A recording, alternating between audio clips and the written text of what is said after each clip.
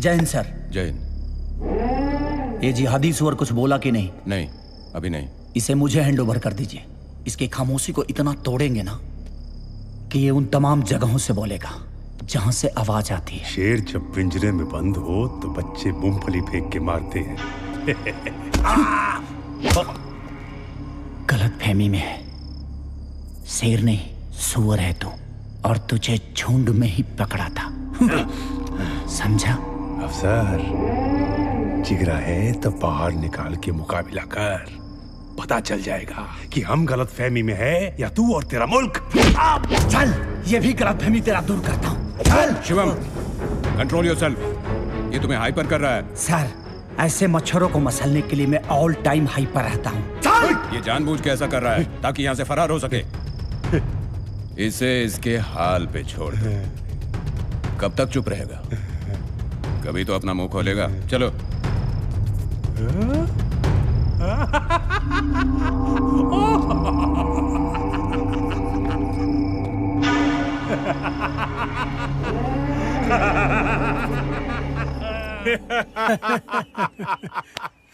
फंस गए सर्वेश के जाल में। ऊ किसे? ए महाराज, बड़ शिकार करे खातिर छोट मोट ऊंट हाथी घोड़ा के कुर्बानी देवे के पड़ेला। हाय देख, ऊंट खातिर ए गइल तोर रानी। बाबूजी, इली चाय। और चाचा जी? हाँ बहू। जीते के गुंजाइश बाकी ना? बस बहू, शुभ मंगल सावधान। अभी चाय खत्म होला से पहले तो हर ससुर के पैकअप करब। ही पैकअप करियन। ए दुल्हन। हाँ अम्मा। हला, अचार मंगी ले रहलू है ना? अचार बन गए। हाँ। हम तो अरे ए बहू, लगे था तो हर तबीयत ठीक नहीं की। डॉक्टर के बोलवा दी का? रहे दई। दुल्हन, पिछला महीना भइल रहलू। अरे भाई साहब, मिठाई मंगवाई और पूरा गांव में बंटवा दी। अरे लेकिन मिठाई का है?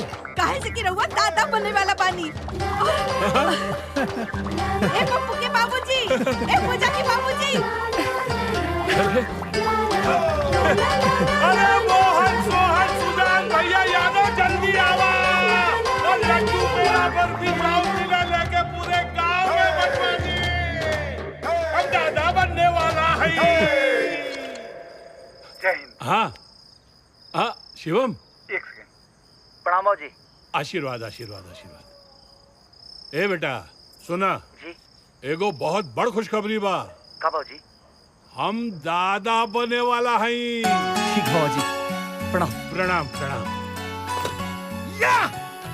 क्या हुआ सर? बहुत खुश नजर आ रहे हैं। कोई नई आतंकवादी का ठिकाना पता चल गया क्या सर? नहीं,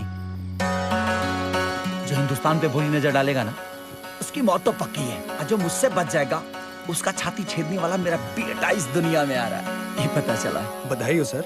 थैंक यू। लेकिन आप तो घर नहीं जा पाएंगे सर, क्योंकि आपकी छुट्टी तो खत्म हो चुकी है। अरे तो मुझे अभी छुट्टी की जरूरत भी नहीं है। अब तो सीधे 8 महीने बाद ही जाऊंगा घर, और बच्चा पैदा होने तक गौरी के साथ ही रहूंगा।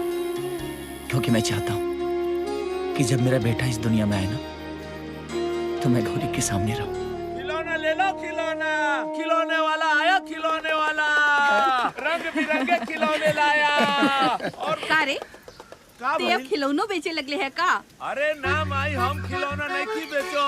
हम खिलौना वाला की दुकानें खरीद लेनी हम बबुआ खातिर। ए माई, बबुआ सबसे पहले हमार खिलौना से खेली। हाँ, काहे ना? आई हो दादा का संजोग बा, बबुआ के पापा भी आ गईले। प्रणाम बाबूजी। अरे खुश रह बेटा, खुश रह। खुश रहा। प्रणाम। खुश रहा, खुश रहा। प्रणाम भाई। खुश।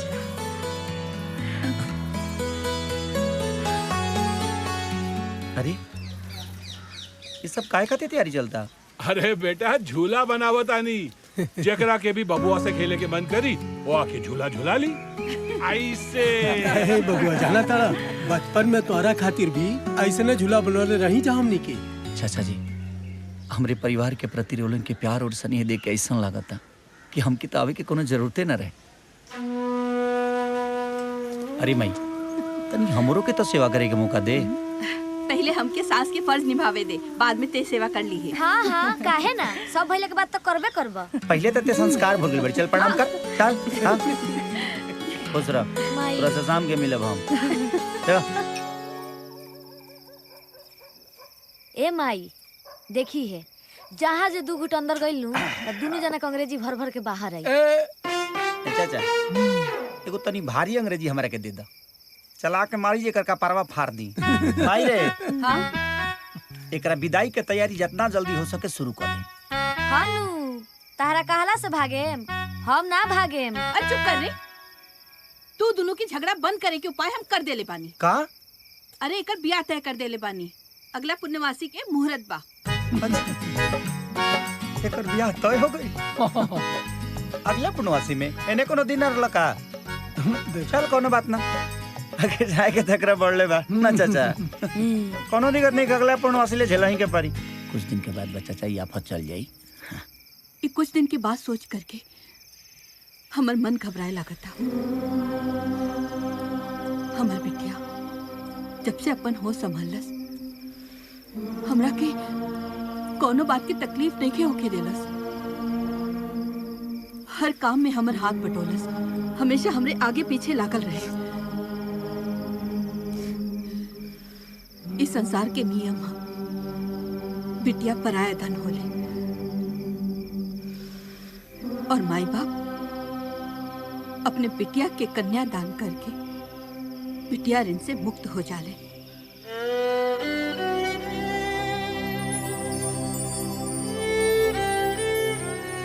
बोला अब काहे नहीं खा बोलत? ए भैया चाहे हमनी के बीच में कितनो नोकझोंक भइल, बाकी सबसे ज्यादा प्यार हम तोहरा से करेनी। और आज तू हमरा से एगो वादा करा कि तू अपना बहन के विदाई अपना हाथे करबा। इमे वादा का करे के बरी? हाँ हम छोड़ के तो के कहीं जाता नहीं का। तोर विदाई हम अपना हाथ से ही करा। हाँ अच्छा तो ठीक बा, तो जबले तू हमारी विदाई ना करबा तबले तारा माथा पे हम चौका मार के बैठा रहब।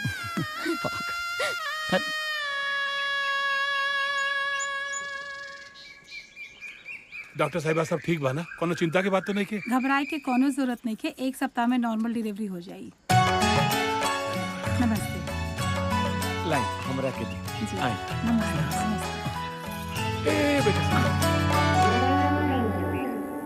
मैं तुझे वो सारे मालूमात दूंगा जो तुझे चाहिए, पर मेरी एक शर्त है अफसर। उसी अफसर को बुला जिसने मुझे गिरफ्तार किया है, मैं उसी के आगे जुबान खोलूंगा।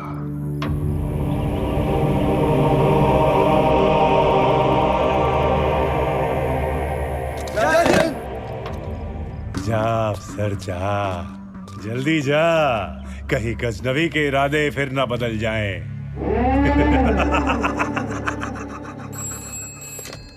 हेलो मेजर बोल रहा हूँ। जैन सर। शिवम एक गुड न्यूज है। क्या? गजनवी मुंह खोलने को तैयार है, लेकिन उसकी एक शर्त है। क्या शर्त है? वो जो कुछ भी बकेगा तुम्हारे सामने बकेगा। क्या? यस, तुम जल्द से जल्द कैंप रिपोर्ट करो। It's my order. जैन सर।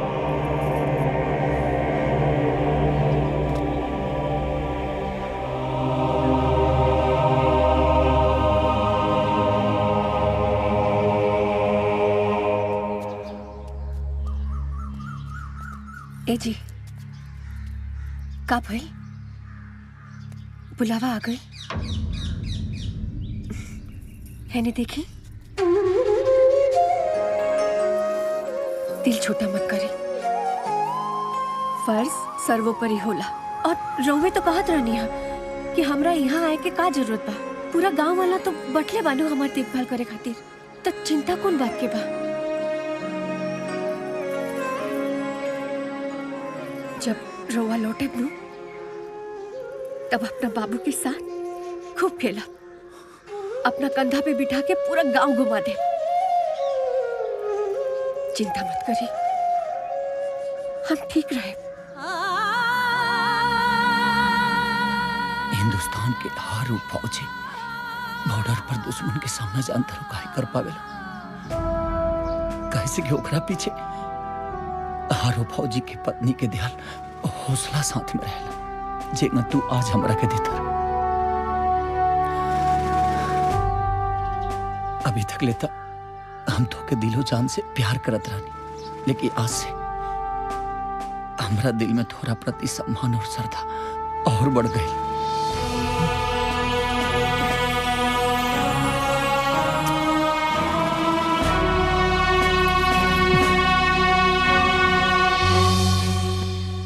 जो शख्स 10 महीने के बाद टूटा है वो गलत नहीं बोलेगा।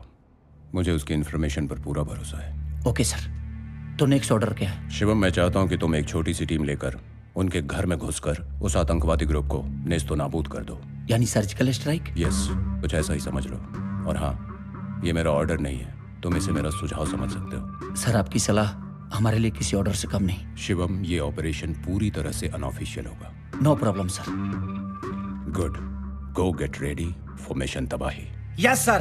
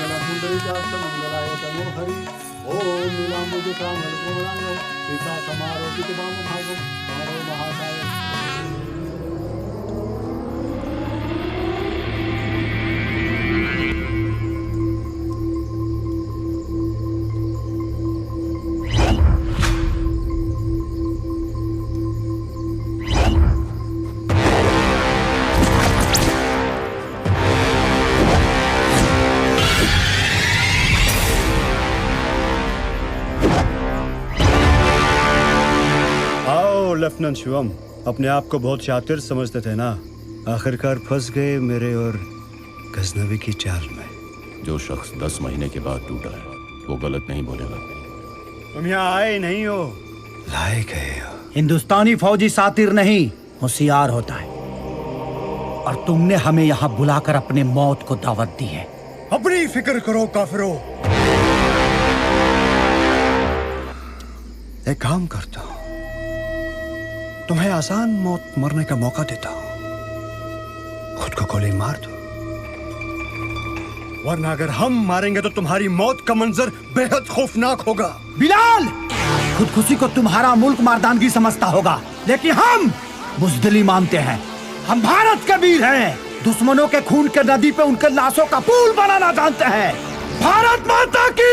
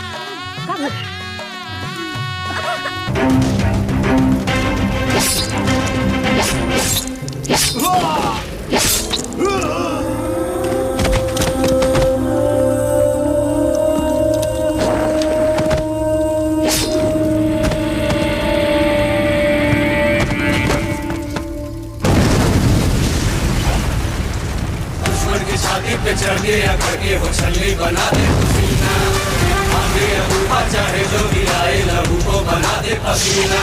दीवाने कर्मवीर हिम्मत को बना दे तेजवीर।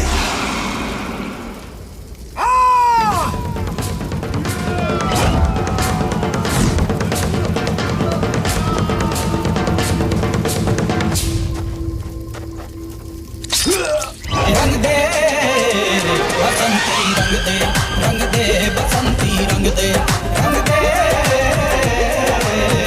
बसंती रंग दे, रंग दे बसंती रंग दे, रंग दे रंग दे रंग रंग दे।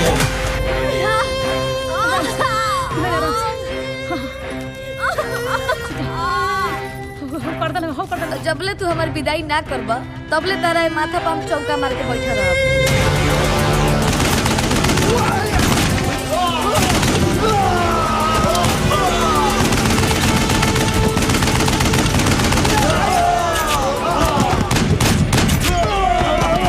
पुश करा गौरी, पुश करा, पुश करा गौरी, पुश करा, पुश पुश पुश।